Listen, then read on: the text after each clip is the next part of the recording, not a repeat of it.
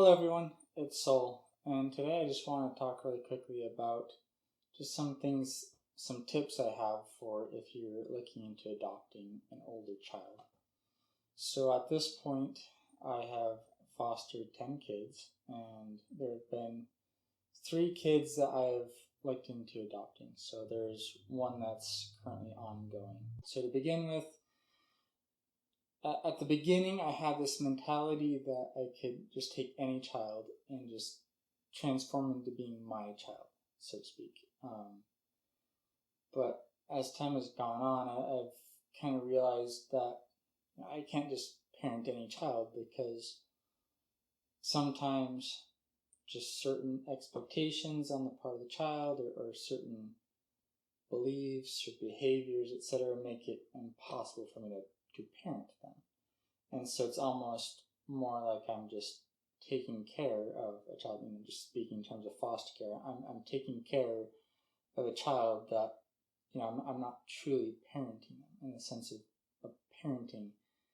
I'm having a strong influence on their worldview, on their sense of morality, on how they're going to develop into a grown human being.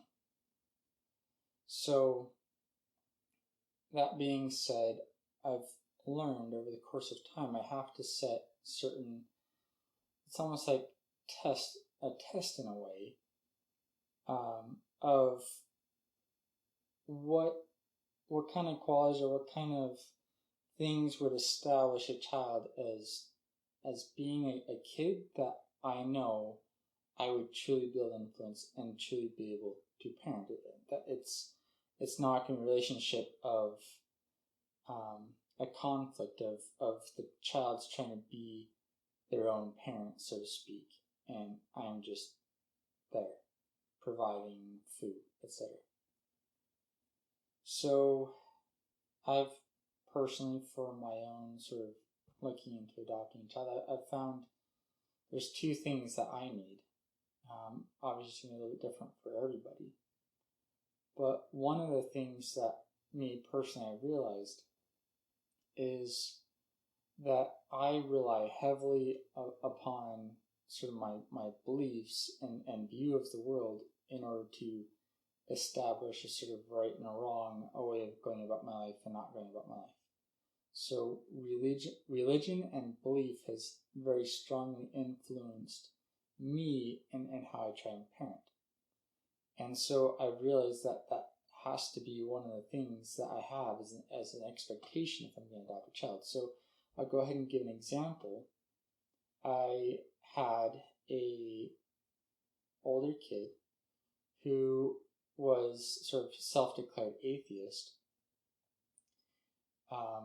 who he had some behaviors and things that were troublesome, that anyone find troublesome, that society find troublesome, and trying to convince him not to do it became really difficult. I can't use religion with a kid who's atheist, and so I would turn to other means. I'd try and explain that, hey, this behavior goes contrary to love. I would try and almost rely on my more, for those of you who don't know, I have a philosophy degree. I'd almost try and rely on those skills and just explain it in that way, which met resistance because his idea of love was far different than mine. It makes sense because he had experienced a lot of abuse, and so his idea of what love was, as a child, developed in an environment where there was an incredible amount of abuse in his life. And so he resisted even me trying to explain that it wasn't loving. He resisted using any sort of religious argument. Needless to say, he made it very evident, very obvious that his idea of the world and morality was, if it's illegal, it's wrong. If it's legal, then there's just absolutely nothing wrong with it.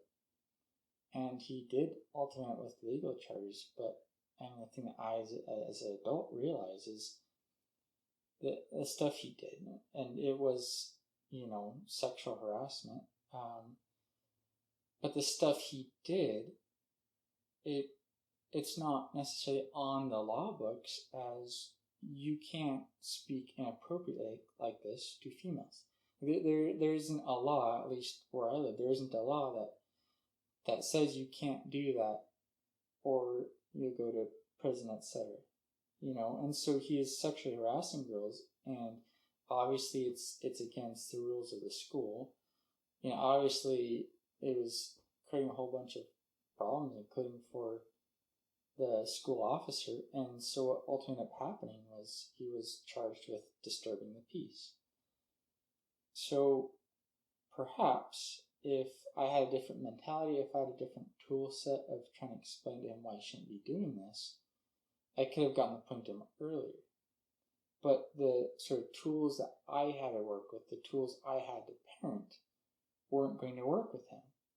And so what I personally need to be able to properly parent a kid and prevent this sort of situation happening to a kid that I might end up adopting is, for me personally, I need them maybe not to have the same religion as me, but at least to have the willingness to learn my religion and perhaps become my religion, because that is my method of explaining things and explaining why certain things are acceptable, not acceptable, rather than, resistance. There's no law that says I can't do this. There's no law. And then all of a sudden, bam, you get hit with disturbing the peace because you made lots and lots and lots of people very, very uncomfortable. And you broke every rule in the school, and maybe you had no care in the world about if you were breaking rules of the school, because school wasn't important to you, right? But for me, to have a child that can understand, my views, so I can explain to him behaviorally what's acceptable and not acceptable in this life, that's something I need. So that's something I have to establish, as if I'm going to adopt a child. I really need them to at least have the willingness to learn my faith and become my religion, because that's what I need to build a parent. Now, another thing that I personally have learned that I need, or I guess not saying need, but a better word would be to sort of test them, is one of the kids I had in my home that I really wanted to adopt. He was going through the process of parent rights being terminated. He, for a long time there was saying that he wanted me to adopt him, but he made it very obvious, I don't want my last name to change. And I was fine with it. Just no big deal. Yeah, I'll adopt you and you keep your last name. But one thing I noticed is there's just a progression where it started with, I want you to adopt me, but I don't want my last name to change.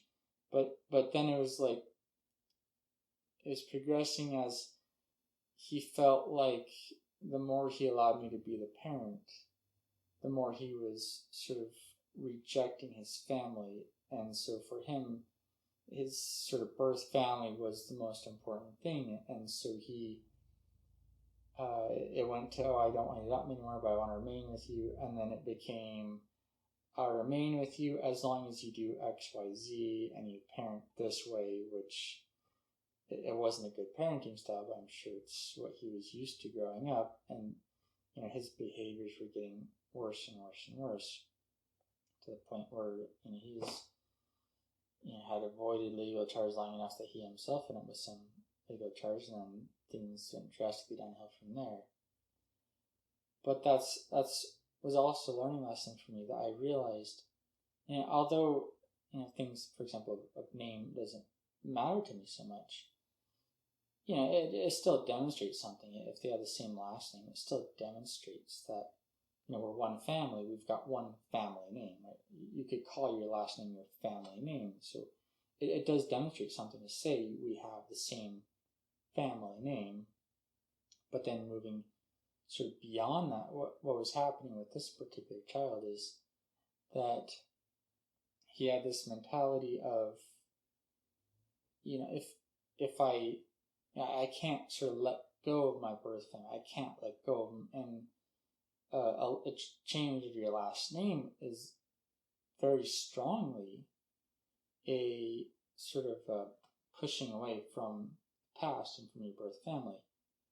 And so I've come to decide myself that's ultimately a criteria that I want, as I go about, wanting to adopt a child is, if I say, no, you can't keep your last name. If you want me to adopt you, you'll change your last name. It's not so much about, I care so much about them having that name as much as I care about the fact that they're able to sort of let go and sort of push away from the past so they can accept something new, right? Because I'm something new that's coming into their life. I'm a new parent, a new dad, and so they have to sort of push away from that past to accept that new thing. And, what this particular kid taught me was, if they can't let go of something as simple as a name, then I can't really expect them to let go of the much bigger things. Like for this other kid, it started with the last name, but then it became, much more serious items such as parenting style. He couldn't accept my parenting style. Well, I can't just, be his past parent that he's not in their home for a reason. I can't be that. And so if they can't let go of something simple like a name, then just me and my own process of trying to figure out, what kind of kid could I adopt, what kind of kid will allow me to. That's a criteria that I know if they're willing to let go of their last name, then I know that they'll fit just fine. They'll be willing to accept something new. They'll be willing to accept a new family. And so that is ultimately a criteria that I've established. So, with that being said, I do want to mention a third child that I looked into adopting, and there's just some things that are points I think that are good for you guys to be aware of. Is this particular child, I found him on the state listing of kids that are available for adoption, and it seemed, just based off of his interest, that I would probably do well with him, because they always put in the list hobbies and things like that. And of course the idea is, oh hey, if you match up in all these different hobbies and life interests, then adoption will work out. But the interesting thing about that particular child was I met him and we spent a day together and went to the fair and all this other stuff, and he seemed to enjoy it and enjoy the time with me. But something very interesting came out in that, which was that I guess he had decided to adhere to Pastafarianism. So that instantly created a sort of conflict that I wouldn't necessarily be aware of in just reading the listings that they make for these kids, which is, for those who don't know, the whole idea of Pastafarianism is, there's the saying of, there's no more evidence for God than there is for a flying spaghetti monster. And so, it's all tied into atheism, but the idea is to sort of mock Christianity and mock those, well, not just Christianity, but to mock any group that believes in God. So it could be Muslims that they mock, Hindus that they mock, anyone that believes in a God. They basically mock by saying, since there's no more evidence for God than a flying spaghetti monster, then I'm going to worship the flying spaghetti monster. And, I should be able to legally have, driver's license, photo ID, with a pastable on my head, because that's my religion. I worship the flying spaghetti monster. So when I talked to this kid, I was like, hey, I know that's not a true religion. I know it's, you're an atheist and you want to sort of make fun of and mock people who believe in God, regardless of whatever their particular religion is. It's like I just said, I can't support it. I support you, but I can't support the Pastafarianism. I can't, be there to help you develop in this sort of mockery religion. I can't support it. Like, I support you, but I can't support it. And are you willing to let go of that in order to come into my home? There's no forcefulness. There's, I totally am on your side and want to help you, but I can't support that. And ultimately, his decision was just no, which isn't a complete surprise. But I just want to mention that story because, honestly, those listings that they put online, they don't really give you any of the details that you truly need to know if you can adopt a kid and if it will work out sometimes. So they might completely cut out things such as beliefs. They might completely cut out things such as behavior issues all the time. And then they can see, oh, hey, you should have TBRI training, this and that and the other. They won't tell you that maybe they have highly sexualized behavior. They won't tell you that maybe they are militant against any sort of religion or religiosity. So that's just my simple tip to you guys is if you are looking on the internet at those little profiles, and first of all, it doesn't really give you the details you need to know to have to be able to parent them. And second of all, you really need to develop a criteria. What do you need to be able to do in order to properly parent a child? Like, what kind of expectations do you have? Do they need to have your religion? Do you need them to demonstrate a willingness to break away from the past? Do they need to, share certain interests or be willing to accept certain like family habits and practices? Figure out what your criteria are and just use those criteria because, you're going to have to. It's no fun when you go through a long, drawn-out process trying to adopt a kid and then it just all breaks at the end. It's no fun. Establish the criteria that you need to have in order for an adoption to work.